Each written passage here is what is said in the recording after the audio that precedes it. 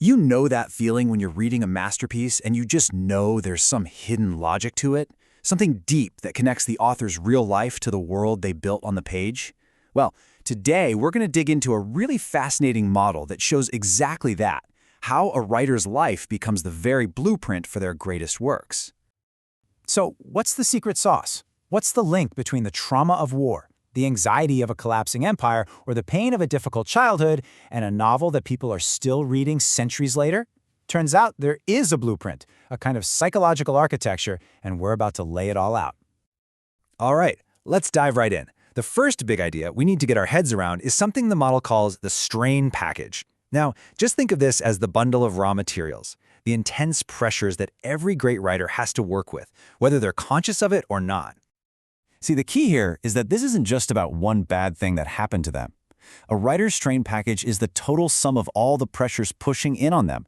Everything from their own personal baggage and family history to the massive political and social forces of the time they were living in. It's the whole picture. So this package, it really breaks down into two big parts. Over on the left, you've got biographical strain. This is all the personal stuff, right? Their childhood, their traumas, their relationships, who they are. And then on the right, you've got societal strain. This is the big picture stuff. The weight of history, the wars, the politics, the feeling that the world around them is changing, maybe even falling apart. Every writer is dealing with their own unique mix of these two. So what does a writer do with all this strain, all this pressure? Well, they don't just sit there and take it. They transform it. This next step is all about how that chaotic pressure gets forged into art. And believe me, this is where the magic really happens. The way the model lays it out is actually pretty simple, almost elegant. You've got the strain package. All that raw material we just talked about, that's the input. Then you have the writer's mind, their genius, acting as the processor, working to make sense of all that chaos. And what comes out the other side? A totally unique artistic structure, a new kind of order. And that output, that final product, that's what the model calls fictional coherence. This is the author's signature move, their own special solution. It's the specific, groundbreaking way they build their fictional world to respond to manage, and ultimately to restructure all the strains from their real world. It's what makes a truly great book feel so perfectly complete. Okay, so that's the theory, but let's get to the good stuff, seeing how this actually plays out with some of the biggest names in literary history. This is where it all really starts to click. Let's kick things off with Cervantes. I mean, just look at his biographical strain. The guy was held captive as a slave, he was always broke, and he was publicly ridiculed. Just brutal. And at the exact same time, the societal strain was massive. His country, Spain, was a fading empire, desperately trying to hold on to a glorious past that was slipping away. So what's his solution in his fiction? It's called compensatory coherence. In Don Quixote, he creates a character who literally tries to balance his absurd, humiliating reality with a grand, noble, imagined world. The famous irony and humor of that book? That's Cervantes' brilliant way of processing both his own personal humiliations and his nation's painful decline. Now let's look at a totally different kind of pressure with Kafka. His strain package was just suffocating. You've got an oppressive father, a soul-crushing bureaucratic job he hated, and a terminal illness. Then you pile on the societal strain of being a marginalized Jew in the crumbling Austro-Hungarian Empire. The pressure from every angle is almost unbelievable. And Kafka's solution is so wonderfully strange, it's almost a paradox.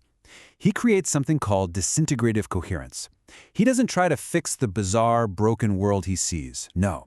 Instead, he builds these perfectly logical, stable, artistic structures that dramatize its collapse.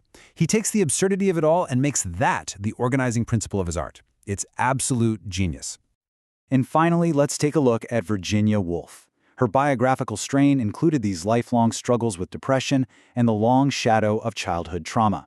And societally, she was living in a world of immense pressure, pushing back against rigid Victorian rules, reeling from the collective shock of World War I, and fighting against deep-rooted gender inequality. So what was her response? She invented a completely new kind of structure, fractal coherence. If you read a book like Mrs. Dalloway, you'll see she takes the fragmented, fractured feeling of modern life and consciousness and folds it into these incredible, layered, nested patterns. The very structure of her sentences mirrors the psychological and social fractures she was living through. So what we've seen are three totally different writers, with three totally different solutions to their strain. But this is just the tip of the iceberg. The model actually identifies even more of these patterns, giving us this powerful new toolkit for understanding not just what a book is about, but how it's actually built from the ground up. And here they are, the whole toolkit. The 7 major types of fictional coherence that have been identified. You can see how each author developed a unique strategy. You've got Dostoevsky's wild oscillatory swings from despair to faith, Proust's looping, recursive obsession with memory, Joyce's expansive explosion of language. Each one of these is a different, brilliant strategy for taking a painful reality and forging it into lasting art. Which really brings us to the core idea of this whole model. And it's a huge shift in how we think about art. It tells us that art isn't just a way to escape from the pressures of life. It's the most sophisticated, most elegant way human beings have of taking those pressures apart and putting them back together in a new, meaningful, and coherent way. So, the next time you pick up a classic novel, I want you to try something. Don't just ask what the story is about. Ask yourself, what invisible pressures were at play here? What personal and historical strains was this author trying to manage? And what brilliant, one-of-a-kind structure did they invent to make sense of it all? You might just find a whole new dimension in the books you thought you knew.